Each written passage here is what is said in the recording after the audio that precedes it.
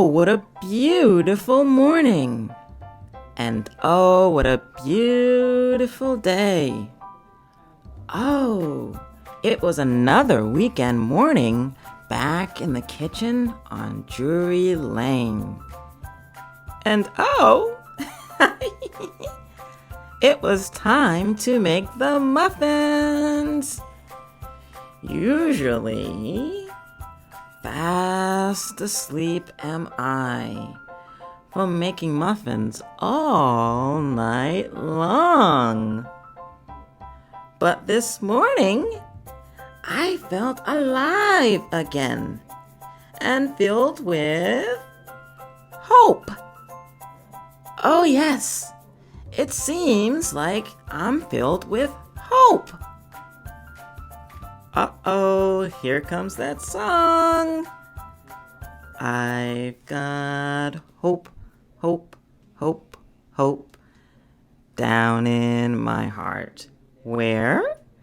Down in my heart. Where? Down in my heart. I've got the hope, hope, hope, hope down in my heart. Down in my heart to stay. I've got hope, hope, hope, hope down in my heart. Where? Down in my heart. Where? Down in my heart. I've got hope, hope, hope, hope down in my heart. Down in my heart to stay. I've got hope, hope, hope, hope down in my heart. Where? Down in my heart. Where? Down in my heart. I've got hope, hope, hope, hope down in my heart. Down in my heart to stay. Woo! I tell you, once that song gets into your heart, you will be singing all day long. But whew, it's been so long since I've learned how to dance. And I'm dancing today because I've got hope from making extra cookies for 1,000 moms. 1,000 moms. 1,000 moms builds community support and hope for New York's LGBT youth and foster adoptive care. Oh, my Muffin! How wonderful it is to offer hope. But are you needing to be uplifted and comforted today? Do you need hope too? Well, let's take a closer look to see if anything from this big book can offer hope as well. Wow! Wow! It says here, no, here. Well, definitely, right here. For I know the plans I have for you, declares the Lord.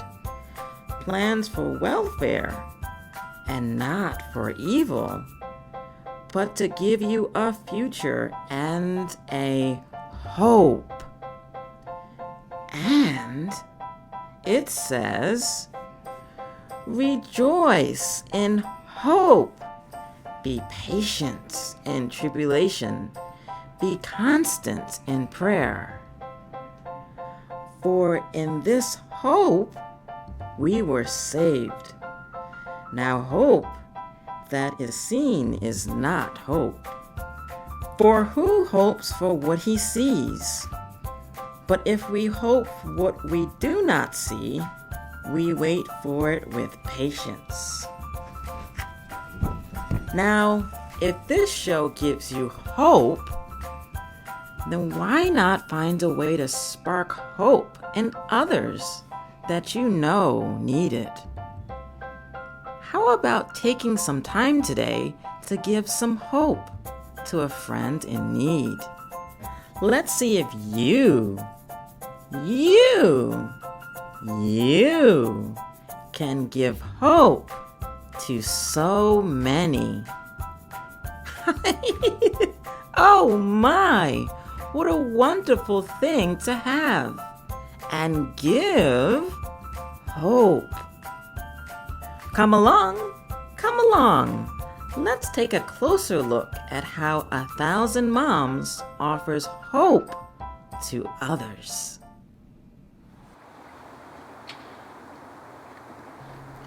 We joined 1,000 moms at Arthur's Market, the oldest market continually operating in America, dating back to the 1700s. They told us how they help people and why their message is so important.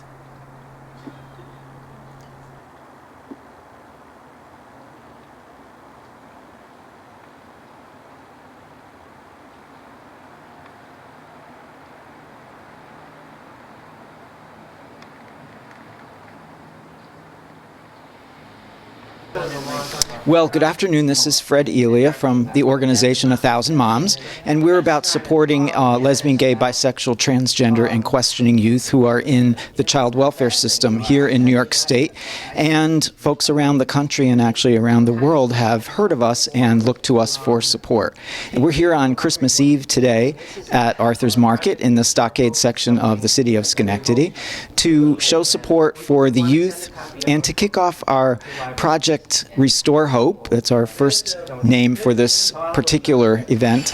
And we'll see what will happen over the next year, but we would like to know that folks across the country, in this state, but further out too, would be available to show support for the LGBTQ youth who are in the child welfare systems throughout the United States in this time where people are really feeling like hope is not quite there anymore, and that's unfortunate. But we will be stepping forth to do something positive in the next few months, and we're hoping that everyone can play a part. Okay, well, 1,000 Moms is well, let's say it's a community project. It is the mission of 1,000 Moms is to bring community support to youth in the foster care system who may be lesbian, gay, bisexual, transgender. And they're highly overrepresented in the foster care system, which really points to a larger issue that parents and teachers and social workers really don't understand these youth. And we say that these youth have unique emotional and developmental needs. And what we try to do as an organization, and my partner Fred and his longtime social work friends and non-social work friends organized 1,000 Moms in 2009 because we were getting the phone calls from Fred's a longtime social worker, and he would get the phone calls from foster care, from agencies, social work agencies, who just were getting influx with these kids who were being leaving their homes, being evicted from their homes, their own homes, and the agencies just didn't know what to do. And so Fred decided, well, we have to make this a project. We just can't rescue kids. The analogy we use is, there are many groups that help kids out of the river after they've been thrown in. Well, how about we get up at the bridge or upriver before they get thrown in? We're educating we're educating the parents, the teachers, including, and the social work staff, so that the kids don't jump in the river in the first place. And 2009 was a very tough year of a lot of this coverage was in the news about gay kids getting bullied and committing suicide. Well, that hasn't stopped. It's just not in the news anymore. So what 1,000 Moms does is we educate and our talents. I mean, Fred, my partner, Fred Elia, has a long history of experience in social work, and I have a background in child development in the brain, neuroscience, and all of our moms bring their expertise, whether it's sewing, whether it's just talking to a youth, or anything they bring.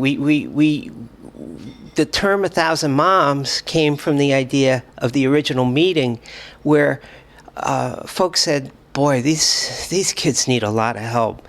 You know, they're fighting what our colleague Dr. Bill Buffy said is stress on steroids. They've got multiple losses going on. They need a mom. They need 10 moms. They need 1,000 moms to help them put their lives back in order and go on to live productive lives, because the statistics are astonishing. Graduation rates for gay youth in foster care are terribly low. 30%, I believe, is the figure for graduation from high school. And then you lead on to, well, if they don't get an education, then sometimes they get in the criminal justice system, homelessness. 50% of youth who are adolescent and are homeless identify as lesbian, gay, bisexual, transgender. That's a big problem, and it's really underaddressed, not understood. So we're really we're educators, 1,000 Moms. We go anywhere and everywhere. Today we're doing our radio show, our podcast, which I just found out reaches countries I never imagined: Thailand, Philippines, Australia, France. I mean, we're without boundaries in a way, though we are a New York organization, and we do work with coalitions in New York State, coalitions of great organizations in Syracuse, in Kingston, in Schenectady, and in New York City. So we work with the professionals, we work with the parents to explain and teach tolerance in a way, teach understanding, because there's a lot of misinformation. Who doesn't need to open their heart to children who are either shunted aside or not given the attention they deserve? At this time of year, we need to open our hearts and give our love to everyone, especially children who need love big time. Perhaps we wouldn't have so many tragic stories in the world if more children were the love that they need.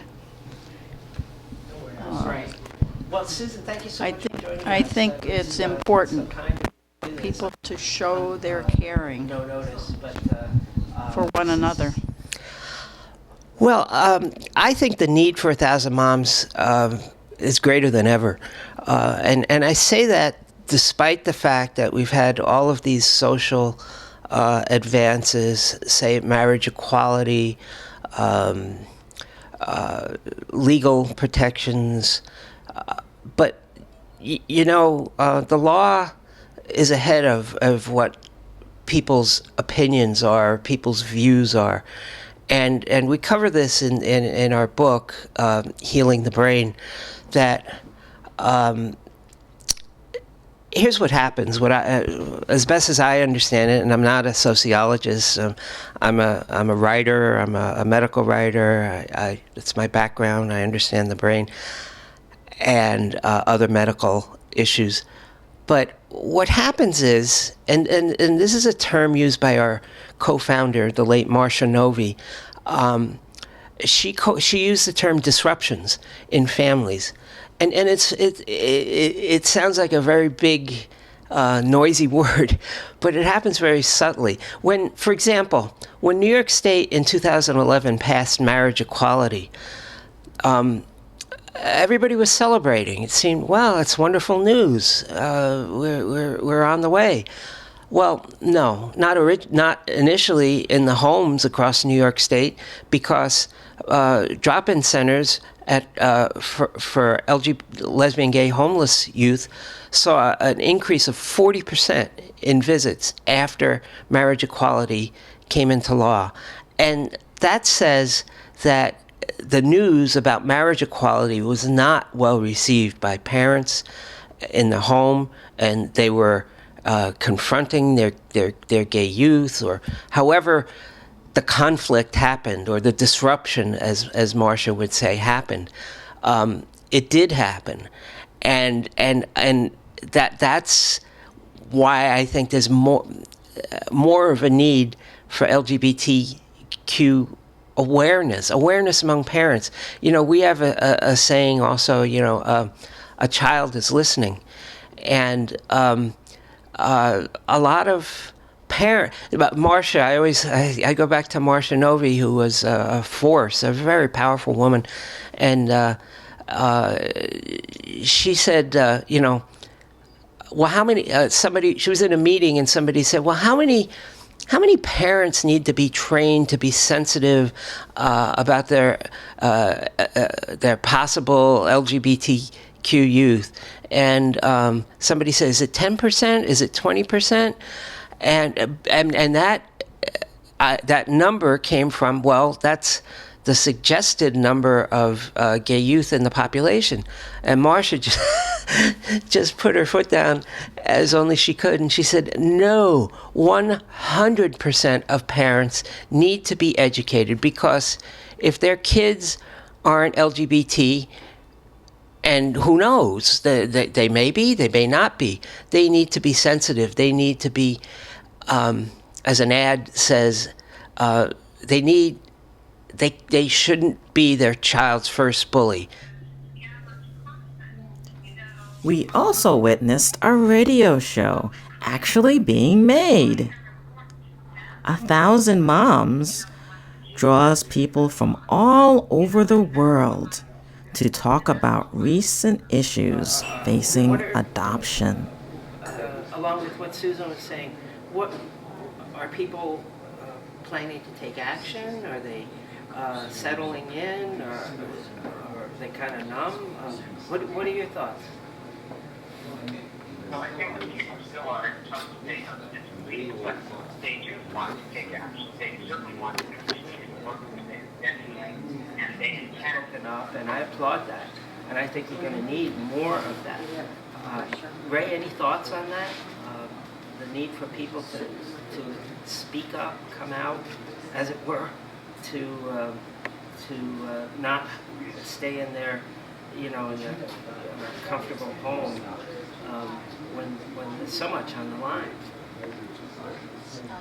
And this is more my personal thinking, and not especially the thinking of 1,000 Moms. But if you're not free to be who you are, that has real consequences across the board, from self-confidence to being who you are, which is, and sometimes maybe a tough concept to wrap around, but being who you are is very important. A friend of mine said once, it's as if, if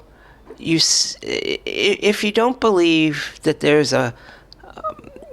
are lesbian, gay, bisexual, transgender people, it's as if you're saying trees don't exist, the sun doesn't come up in the morning and set in the evening. These are just facts, and it's not a Western idea. We're going to talk on our podcast today about people who listen to our show, our podcast. They're in every country of the world. So this is not this is not new to upstate New York, as I've had a radio person say to me that all the gay people must be in New York City. No, that's not true. They may be up. They are up here, but they because of the culture, they may feel the need to hide, which is very, very distressing and just not very productive. And so, as friends of mine sort of laughingly said, "Oh, we invented it." No, this is not a construct that is new. This is not being gay, being lesbian, being bisexual, transgender. These are physical. We talk in our book about brain disorders. This is not a brain disorder. This is something that is perhaps you could say bio-behavioral. It is the brain. It is behavior. We don't know what mix, but it does exist. Listen, imagine 10%. That's 30 million Americans who fit into this category, and we talk about it on our show, on our website. We have to. I mean, tolerance just isn't the word. This is an essential, immutable part of who 30 million Americans are. We can't ignore it, and so that's what 1,000 Moms mission represents is to explain this. We have many allies who are supporting us, backing us, but it's still a very confusing issue. I will grant that. Not clearly understood.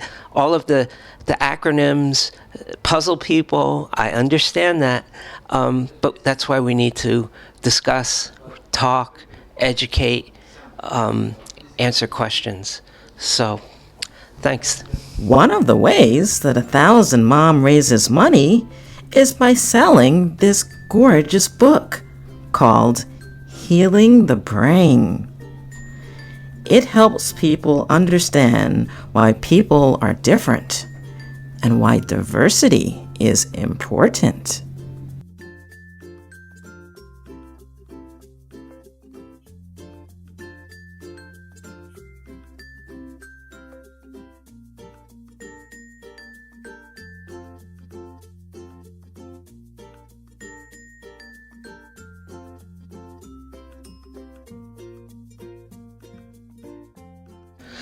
Okay, well, 1,000 Moms, as I said, we educate, and we need foot soldiers. We're going to have some people here when we do our podcast to help us on the radio show, to give their opinions, to talk and support. But we need people to get into the community. And now we have a tool to give them. We have our book, Healing the Brain. And what we ideally at this moment, and we have many ways to help people get the word to their community. But if folks will get involved, we'll give them a copy of the book. They can bring it to their local library. And the libraries that I've spoken to will take it. It's a way, a very simple way to get involved, to take an action, to take a step. But we also need people to come with us, to talk to parents, to come to our meetings, to again get involved. We need people to. Oh my gosh, even just wear a button. That's how much we need to identify, to get out into the community the message of what 1,000 Moms is, what we represent, what we do, and to support your gay youth. I mean, it's as simple as that. You know, it's 1 in 5 of us. If you're a parent, you know, think about it. We deal with a lot of parents who are struggling, really struggling with the fact that their children may or may not be gay. Well, get educated, learn. This is not, as I said, this is not anything new. But standing up for and protecting your children's current situation, so that they're not bullied at school, and then being a protector of their future, of their education, that's very important. And if you're not a parent of a gay youth, help us get to those who are. Okay, I would urge people, if you're interested in this topic and we need your support, please visit our website, which is www.1000moms.org, and that's all spelled out, 1000moms.org, and there you'll find the history of 1,000 Moms, the background, the need, what youth are going through. We have a link to our book site, which is where you can order a copy of Healing the Brain book. You can make a donation.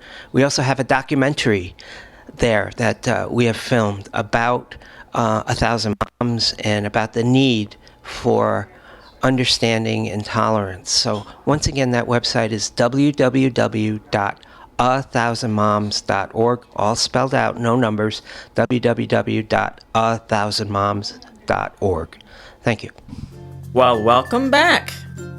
I'm still trying to bake the muffins. But finally, I think we're finished. I hope you enjoyed our show today. If you would like to make an order or donate muffins to charity, then please go to the website listed below. With every muffin order, we donate muffins to the charity of your choice. I call it giving your dough to charity. I also encourage you to donate directly to the featured charity today by going directly to our website and getting their information. Thank you very much for watching, and keep on dancing through life by giving to others through love. Let me finish baking these muffins, and see you next time.